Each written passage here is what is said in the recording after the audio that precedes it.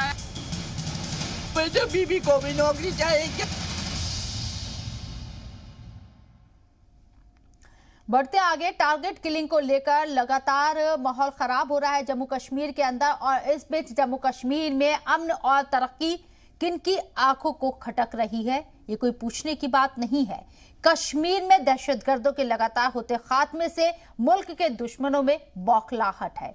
पाकिस्तान में बैठे उनके आका हो या फिर जम्मू कश्मीर में बचे कुचे दहशतगर्द, उनमें इतनी बौखलाहट है कि अब वो टारगेट किलिंग के जरिए वादी कश्मीर में खौफ पैदा करने की कोशिश कर रही हैं। गुज़िश्ता 2 दिनों में 2 टारगेट किलिंग को अंजाम दिया गया। बड़गाम में कल राहुल भट्ट को गोली मार दी गई और आज पुलवामा में एसपीओ रियाज अहमद का कत्ल कर दिया गया। राहुल भट्ट को उनके दफ्तर में घुसकर गोली मारी गई तो एसपीओ रियाज अहमद को उनके घर के बाहर बुलाकर कत्ल कर दिया गया। जम्मू कश्मीर में टारगेट किलिंग को लेकर सवाल उठ रहे हैं, लोग इंसाफ का मुतालबा कर रहे हैं, कातिलों को सजा देने की मांग हो रही है। गुस्साए लोग मुजाहिरा कर रहे हैं, मुल्क के वफादार निशाने पर है।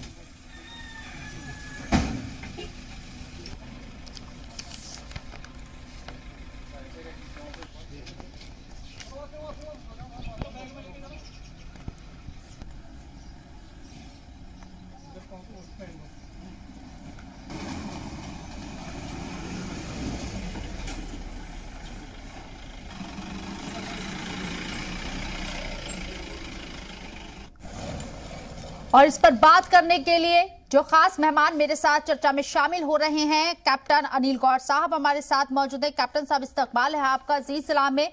कश्मीर से जो खबरें आ रही हैं वो तशवीश बढ़ा रही हैं। 2 दिन के अंदर 2 लोगों को टारगेट किलिंग के तहत मौत के घाट उतार दिया जाता है, और आज आलम यह है कि कश्मीरी पंडित अपनी सिक्योरिटी को लेकर सड़कों पर मुजाहिरा कर रही हैं। लाठीचार्ज उनके ऊपर होता है, आंसू गैस के गोले दागे जाते हैं। कश्मीर में चल क्या रहा है, कैसे इसे आप देख रही हैं?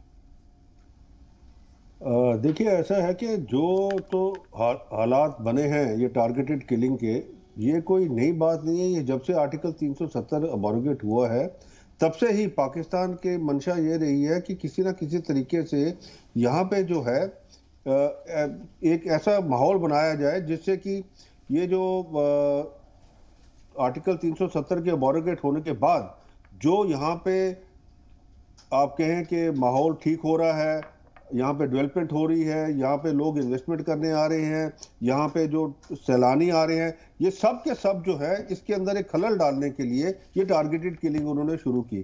क्योंकि उनके पास ऐसे जो ट्रेन मिलिटेंट्स थे जो पहले इनके जो कार्य करते थे, जो आपने देखा जो ये 90 के दशक में जिस हिसाब से वो AK-47 वगैरह लेके घूमते थे, ऐसे मिलिटेंट अब उनके पास रहे नहीं है।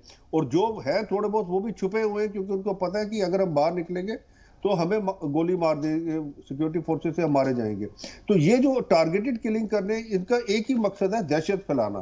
और उसके अंदर ये उन्होंने सबसे पहले जो एक कम्युनिटी चुनी, वो चुनी कश्मीरी पंडित, क्योंकि कश्मीरी पंडितों को ऑलरेडी 90 के दशक में आपको पता है कि वहां से पलायन कराया है इनका, ताकि वैली को जो है वहां से हिंदू जितनी पॉपुलेशन है वो सारी की सारी वहां से भाग जाए।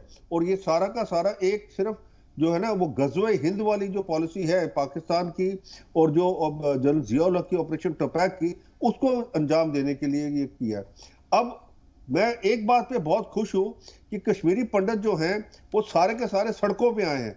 इससे ये दर्शाता है कि अब वो उनका जो सब्र का बांध था वो सारा टूट गया है, अब वो डरने वाले नहीं है।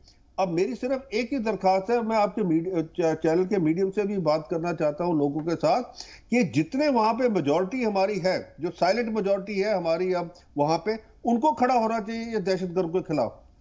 आप देखिए पंजाब में कैसे दहशतगर्दी खत्म हुई, जब वहां की जो जनता थी वो उसके खिलाफ खड़ी हुई, खालिस्तान मूवमेंट वगैरह सारा तभी खत्म हुआ। ऐसे ही अब ये जो है ये यहाँ पे जितनी ये दहशतगर्दी है कश्मीर घाटी के अंदर, ये लास्ट लेग्स पे है। और अगर जनता जो है सारी की सारी इसके खिलाफ खड़ी होगी, जो साइलेंट मेजॉरिटी अभी चुप है इसके खिलाफ खड़ी होगी, वो जो है ये सारे के सारे जितने ओवरग्राउंड अंडरग्राउंड वर्कर्स हैं जो ये आज पिस्टल निकाल के एक ऐसे टारगेटेड किलिंग कर रहे हैं, वो सारे भी जो है पकड़े जाएंगे। और यहाँ के अंदर पूरी जैसे शांति जैसे हिसाब से पहले 90 के दशक से पहले थी वो आएगी।